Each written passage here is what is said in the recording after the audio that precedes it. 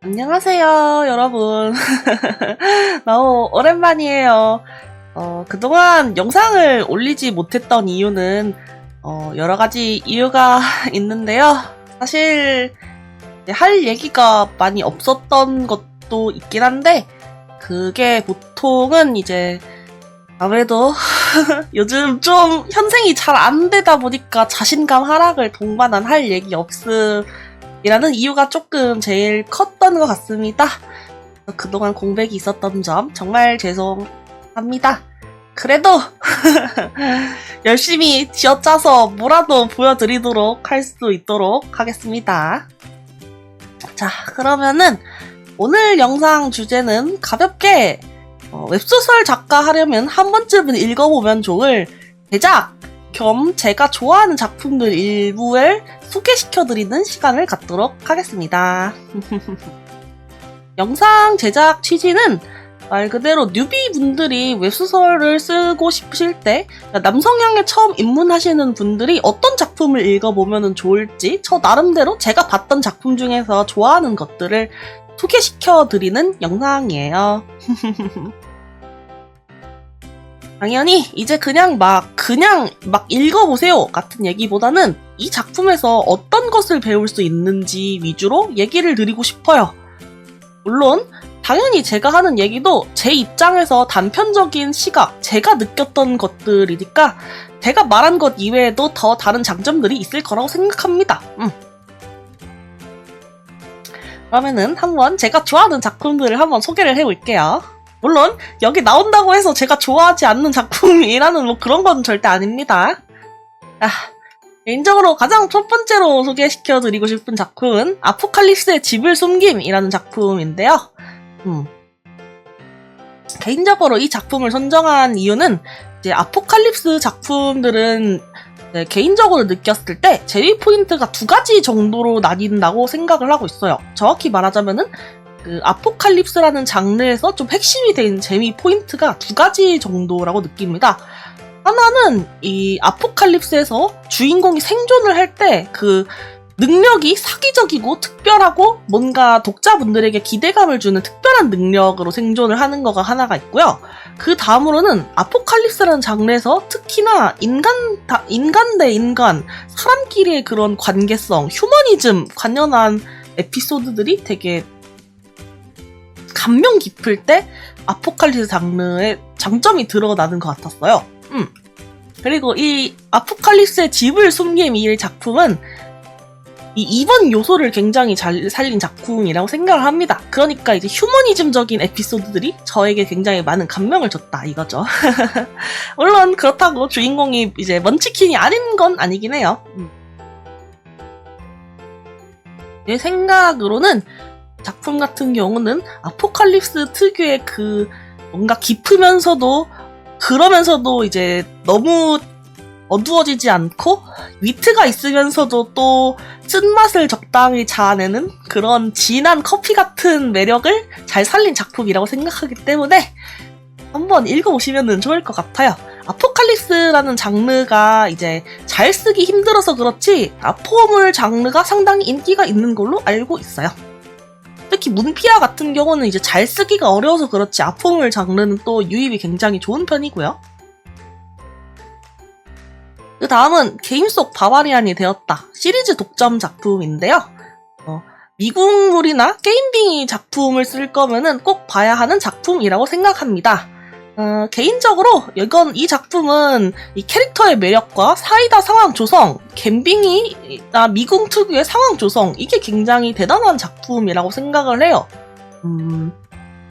특히 주인공 캐릭터 조형, 지능적인 근거를 동반하면서도 이 바바리안이라는 캐릭터성이 가진 막무가내로 행동하면서 주는 사이다 이거를 잘 조화시킨 주인공의 캐릭터 조형이랑 그 미국 내부의 설정이 되게 특이하고 되게 잘 짜여 있다는 게 느껴지고 그 세계관 설정을 바탕으로 독자들이 어떻게 계속 이 위기를 헤쳐나갈지 몰입하게 만드는 흥미로운 돌발 상황들 이런 요소들을 굉장히 재미있게 봤던 것 같습니다. 그 다음 작품은 약먹는 천재 마법사입니다. 이것도 그쵸. 퓨전 펑크 작품을 쓰시려는 분들한테는 꼭 봐야 하는 작품이라고 생각합니다. 더불어서 이제 판타지 다른 장르더라도 해결사물 비슷한 장르를 쓰시려는 분들도 꼭 한번 읽어보셨으면 좋겠어요. 개인적으로 이 의뢰의 발단, 전개, 위기, 절정, 결말, 루틴이 어떻게 되는지 체크해보시면 좋고요. 그 다음에 소위 말하는 지역 이동이라고 하죠. 이제 주인공이 한 지역에서 충분히 파워를 얻었을 때 다른 지역으로 이동하는 그런 이제 승급 단계의 배경 설정, 그런 것들도 한번 체크해보면 좋은 것 같습니다. 그리고 이거는 조금 여담이긴 한데요. 개인적으로 주의사항이 있다면은 이제 뉴비 분들한테 말씀을 드리는 거니까 제 짧은 식견으로 말씀을 드리자면은 이 양먹마 같은 경우는 이 초반 템포가 느린 거를 필력으로 커버치는 구조라고 느끼긴 해요. 그러니까 이 통상적인 문피아의 작품 통상적인 문피아의 그 독자분들은 이 작품의 초반 템포가 느린 거를 허락해주지를 않으세요. 그리고 양먹마 같은 경우는 이제 지금 메타에서 생각을 해보면은 초반 5화까지 전개가 조금 느린 편이긴 하거든요.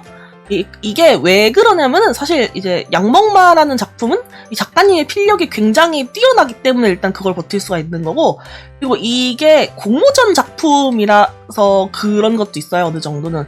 왜냐면은 이 통상적인 문피아 때는 이제 원래 보시던 분들이 좀 템포를 빠르게 원하는 걸 선호하시지만 공모전 작품 같은 경우는 그래도 조금 천천히 좀 초반 전개가 느리더라도 필력이 괜찮으니까 기다려주시는 구조란 말이죠. 그래가지고 그런 면을 생각한다면은 초반 같은 경우는 조금 단축하시는 편이 좋지 않나? 그렇게 생각을 합니다. 물론 뉴비 분들에게는 애초에 사펑 해결사물을 비추천하긴 하지만 이 해결사물이 가지고 있는 재미 상황이나 이 지역 이동이라는 이 파워 밸런스 조절? 그런 것들을 확장되는 세계관 같은 것들을 다른 장르의 작품에도 적용할 수 있으니까 한번 일독을 권장드리고 싶어요. 그리고 다음 작품은 하남자의 탑 공략법입니다. 사실 이거는 문피아에서 인기 많은 탑등반 장르의 바이블이죠. 사실 정말 근본 중에 근본 작품이라고 생각해서 한 번쯤은 꼭 읽어보셨으면 좋겠고요. 개인적으로 저는 이 탑 등반물에서 탑 등반뿐만이 아니라 이 탑 등반 이외의 요소, 그러니까 이 하남자의 탑 공략법에서 나오는 소환수 설정이나 이 주인공을 이 탑을 오르면서 주인공을 대하는 주변 인물들의 반응을 신경 쓰면은 좋은 것 같아요. 탑 등반의 보상 체계 같은 경우는 왜 재미있는지 사실 직관적으로 느껴지지만 사실 거기서 한 걸음 더 나가서 차별화하는 방법은 이 탑 등반을 하면서 독자들이 주인공이 받는 어떤 대접의 쾌감을 느끼는지가 좀 중요할 것 같다는 생각을 받았습니다. 이 쾌감, 이 독자분들이 느끼는 사이다, 이 즐거움 요소는 전에도 말한 것 같지만 나중에 한번 더 정리를 해서 말씀을 드릴 수도 있을 것 같아요. 그리고 다음 작품은 야생에서 갤러리를 얻었다 작품인데요. 이 작품도 아마 시리즈 독점으로 알고 있어요. 이 작품을 넣은 이유는 이 문피아라에서 갤러리물이라는 장르도 꾸준히 인기가 있는 편이에요. 갤러리물이 뭐냐면은 대충 약간 고인물들이 가득한 커뮤니티에 접속하는 권한을 얻어서 거기서 고인물들이 해주는 지원, 조언 같은 거를 듣고 주인공이 점차 강해지는 장르를 갤러리물이라고 부릅니다. 이 야생에서 갤러리를 얻었다 작품은 극초창기 갤러리물이라고 알고 있어요. 그리고 이 매력 포인트 같은 경우는 이제 갤러리물의 매력 포인트는 갤러리의 고인물들이 주인공에게 어떤 식으로 빠져드는지, 그리고 이제 그 지원을 통해서 주인공이 어떻게 강해지는지, 그 방향이 중요한 것 같아요. 그 갤러리의 고인물들의 그 캐릭터적 특색을 살리는 것도 굉장히 중요하고요. 그리고 말씀드렸듯이 짧게 갤러리물의 재미 포인트를 해석을 해보자면은 개인적으로 매력적인 캐릭터들이 주인공에게 관심을 기울여주고 그 과정에서 주인공이 세계적인 업적을 만들어내는 그 두 가지 트랙을 가지고 있는 것 같아요. 그런 갤러리물의 기본기 면에서 굉장히 뛰어난 작품이라고 생각을 합니다. 이 야생에서 갤러리를 얻었다 작품은요.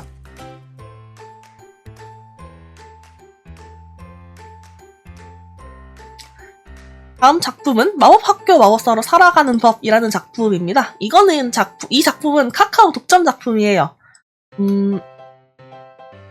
개인적으로 이 작품은 이 캐릭터빨이라는 이 캐릭터 간의 유쾌한 상호작용이 정말 재미있는 작품이라고 생각을 합니다. 그러니까 요약해서 말하자면은 저는 이 작가분의 개그를 정말 좋아해요. 그리고 개인적으로 이 마법학교 마법사로 살아가는 법이나 이 작가분들의 작품 자체가 저는 이 독자분들에게 지속적으로 재미와 기대감을 주는 웹소설의 패턴을 잘 깎은 작품들이라는 생각을 정말로 많이 해요. 이제 분석을 해보면은 다 특정한 구조를 갖고 있는 것 같은데도 이제 그 작품을 쭉 따라가다 보면은 다 각자 새로운 느낌과 맛으로 새로운 재미, 꾸준한 재미를 줄 수 있는 그런 대단한 작품이라고 생각을 하고요. 사실 장르적인 측면에서는 저는 아카데미 같은 경우는 카카오 주력이고 카카오도 이제 아카데미가 조금 시들한 편이라고 알고 있기는 하거든요. 이제 상위작들이 너무 원성형이라 나올 거가 거의 다 나왔다라는 느낌도 있는 것 같고요. 그래서 이 장르적으로는 그렇게 추천하는 장르는 아니긴 하지만 저는 말씀드렸다시피 이 웹소설의 패턴, 캐릭터빨이라는 부분에서 작품 자체가 정말 웹소설에서 필요한 기본기를 대성했다는 느낌이 들어서 읽어보시면 참 좋을 것 같다고 생각을 합니다. 그리고 다음 작품은 탑 매니지먼트라는 작품인데요. 이거는 연예괴물 중 전설적인 약간 근본 중 근본인 작품으로 알고 있어요. 이 연예괴물이라는 것도 꽤나 꾸준히 인기 있는 장르예요. 이 연예괴물이라는 건 보통 막 탑스타 같은 거를 제목에 넣어서 이런 슈퍼스타들과 이 매니저나 뭐 프로듀서 이런 사람들이 관계를 이제 좀 진전해 나가는 그런 작품들이거든요.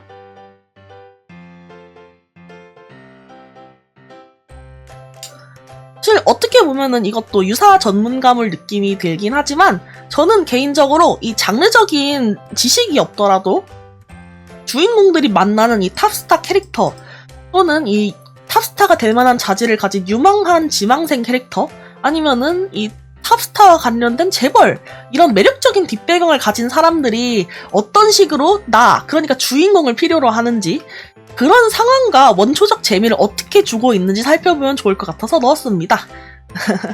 약간 인간의 원초적인 그 멋진 사람에게 뭔가 필요로 하는 사람이 되고 싶다 같은 욕망을 잘 드러낸 작품이라고 생각을 하거든요. 그런 점을 잘 알고 여기서 배워나가지고 다른 작품에 적용한다면은 그것 또한 또 웹소설의 엄청난 매력 포인트가 될 수 있을 거라고 생각을 합니다.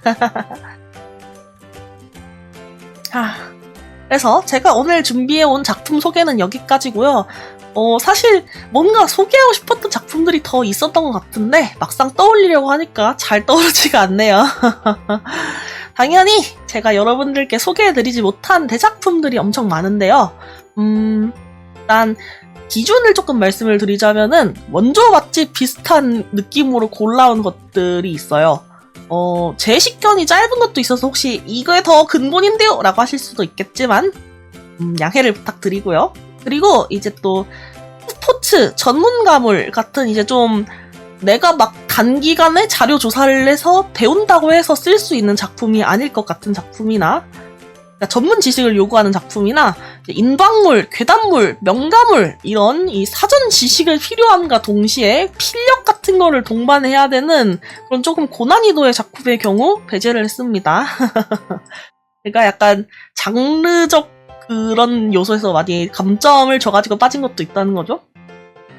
그리고 그것도 있어요. 이제 몇몇 작품들은 이제 작가님들의 필력으로 정말 그 직관적이지 않은 작품이 나와서 그러니까 글을 너무 잘 써서 장점이 복잡하게 콤비네이션이 돼가지고 직관적으로 장점이 안 보이는 케이스. 그러니까 이제 작가님이 너무 글을 잘 쓰시면은 이제 그 글이 주는 압도적임에 가려져서 이게 어떤 느낌으로 장점이 이 웹소설적인 장점이 있는지 분석하기가 쉽지 않거든요.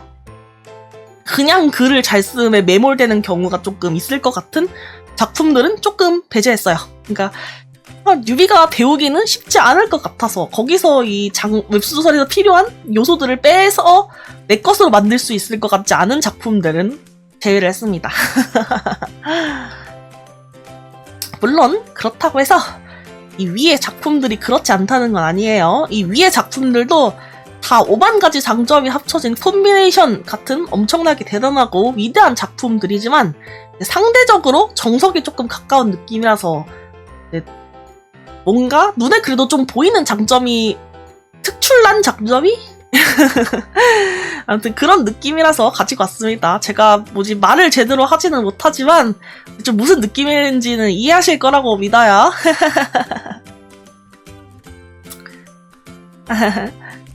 사실 웹소설 고인물 든들이면은 정말 이 녀석 다 아는 맛집만 가져왔잖아!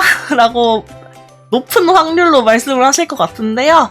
아무래도 이번 영상은 아예 이 남성향 작품을 처음 입문하시는 웹소설 뉴비 분들께서 읽어보면 좋을 것 같은 작품들을 개인적으로 추천드리는 거니까요. 양해를 또 한번 부탁을 드리도록 하겠습니다.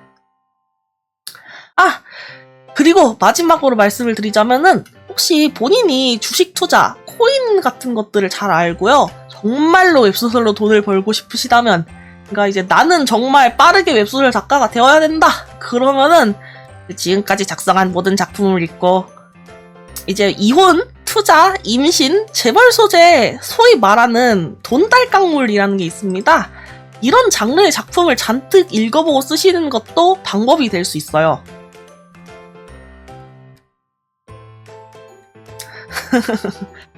이게 소위 말하는 이 자극적인 키워드에 문피아에서 엄청 인기가 많은 작품들이거든요. 현대 느낌으로. 이런 이혼, 투자, 임신, 재벌 작품들도 정말 재밌고 자극적이니까 혹시 본인이 이런 거를 좋아하시면은 이것도 저는 나름 장점이라고 생각을 합니다. 엄청난 장점이죠. 저는 사실 그렇게까지 잘 아는 장르는 아니라서 말을 드릴 수가 없네요.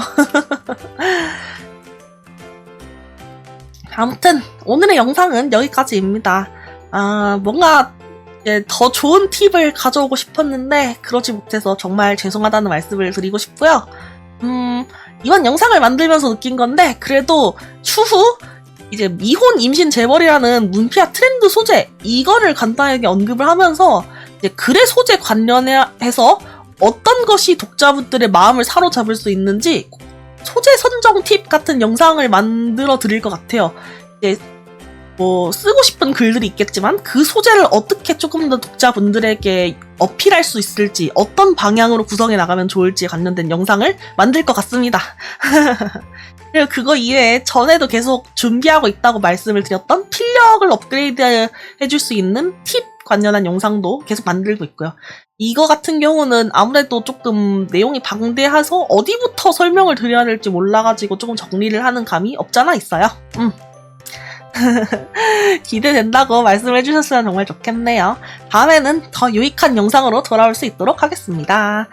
항상 봐주신 구독자 여러분 정말 감사드리고 그리고 이제 저의 1차 목표였던 1000 구독자가 머지않았어요. 정말 기쁘고 정말 감사합니다. 여러분 덕분이에요. 저와 꾸준히 친구를 해주셨으면 좋겠어요. 저 버리지 마세요. 저 잊어버리면 안 돼. 그럼 진짜로 안녕.